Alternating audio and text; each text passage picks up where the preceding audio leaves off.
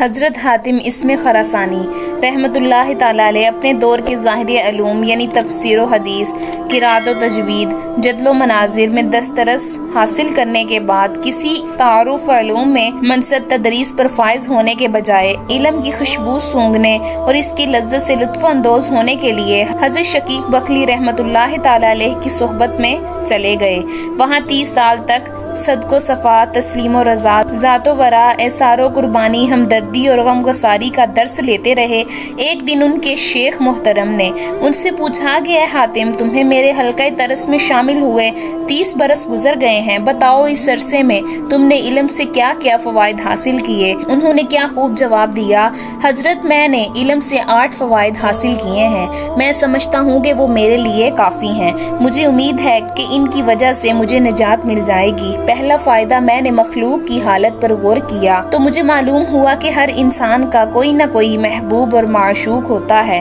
جس سے وہ محبت اور عشق کرتا ہے، لیکن اس کا کوئی محبوب اس کی محبت کا دم بھرتا ہے اور قبر کے کنارے تک ساتھ رہتا ہے، پھر اسے قبر کی تاریخ کوٹری میں بند کر کے واپس آ جاتا ہے، لیکن گھڑی بھر اس کے ساتھ نہیں لیٹتا۔ لہٰذا میں نے سوچا اس کو اپنا محبوب بناؤں جو قبر میں میرے ساتھ داخل ہو اور وہاں میری وحشت اور تنہائی کو دور کرے، میرا غم گسار اور ساتھی بنے۔ چنانچہ میں نے اعمال صالح کو اپنا محبوب بنا لیا، کیونکہ ان کے علاوہ کوئی بھی قبر میں داخل نہیں ہوتا، نہ ہی کسی طرح کی روشنی کا اہتمام کر سکتا ہے۔ دوسرا فائدہ، میں نے مخلوق کو دیکھا کہ وہ اپنی چاہتوں کو پورا کرنے کے لیے ہر طرح کے جائز اور ناجائز رائے استعمال کرتے ہیں، تو میں نے اللہ کے اس فرمان پر غور کیا، اور جو اپنے رب کے سامنے کھڑا ہونے سے ڈر گیا، اس نے اپنے نفس کو خواہشات سے روکے رکھا، تو بلا شک جنت اس کا ٹھکانہ ہوگا۔ تو میں نے یقین کر لیا کہ قرآن کریم سچا اور برحق، اس لیے میں نے اپنے نفس پر کنٹرول کر لیا اور اسے خواہشات کی تعمیل سے روک دیا،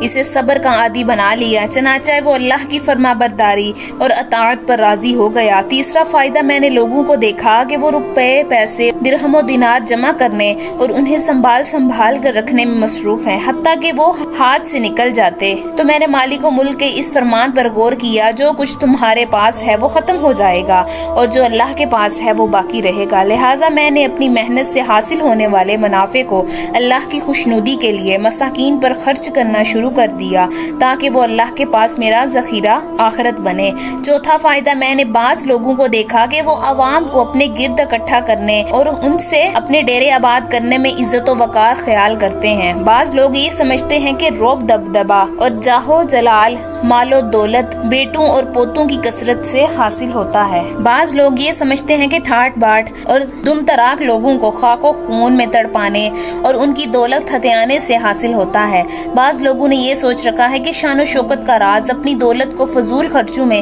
اڑانے میں پناہ ہے، تو میں نے اللہ تعالیٰ کے اس فرمان پر غور کیا کہ تم میں سے اللہ کے عزت دار وہ ہے جو سب سے زیادہ خدا کا خوف رکھنے والا ہے۔ فرمان سچا اور برحق ہے، اس لیے میں نے خوف الہی اور تقوی کو پسند کر لیا۔ پانچواں فائدہ، میں نے لوگوں کو دیکھا کہ وہ آپس میں دوسرے کے مذمت اور غیبت کرتے ہیں۔ جب میں نے ان کی سرورش پر غور کیا تو پتہ چلا کہ ان میں سے جو شخص کسی دوسرے شخص کے پاس علم و فضل، جاؤ منصب اور مال و دولت کی فراوانی دیکھتا ہے، اس سے حسد شروع کر دیتا ہے۔ تب میں نے اللہ کے اس فرمان پر غور کیا، میں نے ان کے لیے وسائل و معیش اور ہم نے ان کے ایک دوسرے پر درجے بلند کیا تاکہ وہ ایک دوسرے سے خدمت لے سکیں۔ لہٰذا میں اس حقیقت کو تسلیم کرتا ہوں کہ دراصل اللہ تعالیٰ ہی نے یہ تقسیم کر رکھی ہے کہ میں اپنی قسمت پر راضی ہو گیا ہوں اور میں نے لوگوں کے ساتھ حسد کرنا چھوڑ دیا۔ چھٹا فائدہ، میں نے لوگوں کو دیکھا کہ وہ اپنے مقاصد پورے نہ ہونے کی بنا پر ایک دوسرے سے عداوت رکھیں، تو میں نے اس آیت پر غور کرنا شروع کر دیا کہ لوگوں، شیطان تمہارا دشمن ہے، لہٰذا تم اسے اپنا دشمن ہی سمجھو۔ میں نے شیطان سے دشمنی کر کے اور اس کے علاوہ دوسروں سے دشمنی ختم کر لی۔ ساتواں فائدہ، میں نے لوگوں کو دیکھا کہ وہ روٹی کے اصول کی لالچ لنگوٹ کس کر بھاگ رہے ہیں اور حلال و حرام کی پرواہ نہیں کرتے، اس کی لالچ میں اپنی قدر و منزلت اور عزت و آبرو بھی گوا بیٹھے ہیں۔ چنانچہ میں نے اللہ تعالیٰ کے اس فرمان پر غور کیا کہ زمین پر چلنے پھرنے والے ساری مخلوق کا رزق اللہ تعالیٰ کے ذمہ ہے، لہٰذا میں نے یقین کر لیا کہ میرا رزق اللہ تعالیٰ کے ذمہ ہے، اس لیے میں رزق کی فکر چھوڑ کر اس کی عبادت میں مصروف رہتا ہوں اور کسی مخلوق سے تمام نہیں رکھتا۔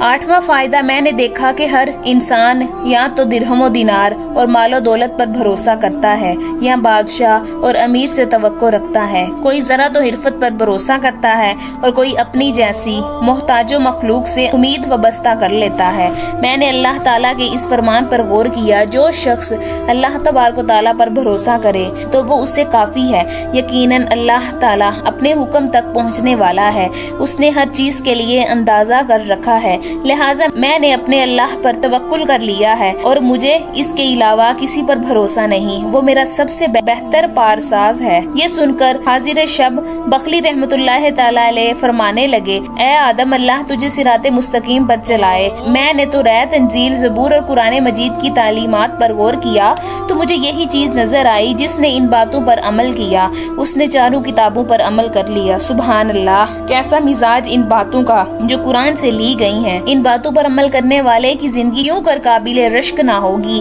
اور لوگوں کو ان کے ذکر و خیر سے لذت کیوں نہ حاصل ہوگی۔ یہی وجہ ہے کہ لوگ صدیاں بیت جانے کے باوجود لوگوں کے دلوں میں زندہ ہیں اور ان کے اعمال کے تذکروں سے ان کی زبان تر رہتی ہے۔ سبحان اللہ، کیا خوب لوگ تھے، کیا ہی شاندار لوگ، کیا اللہ والے لوگ۔ محترم ناظرین، انہی لفظوں کے ساتھ اجازت چاہوں گی، اس امید کے ساتھ کہ سانسوں نے وفا کی تو اگلی بار ایک اور ویڈیو لے کر آپ کی خدمت میں حاضر ہوں گی۔ تب تک کے لیے خدا حافظ۔ اللہ پاک آپ سب کا حافظ و نگہبان۔ ہنستے رہیے اور ہمیشہ مسکراتے رہیے۔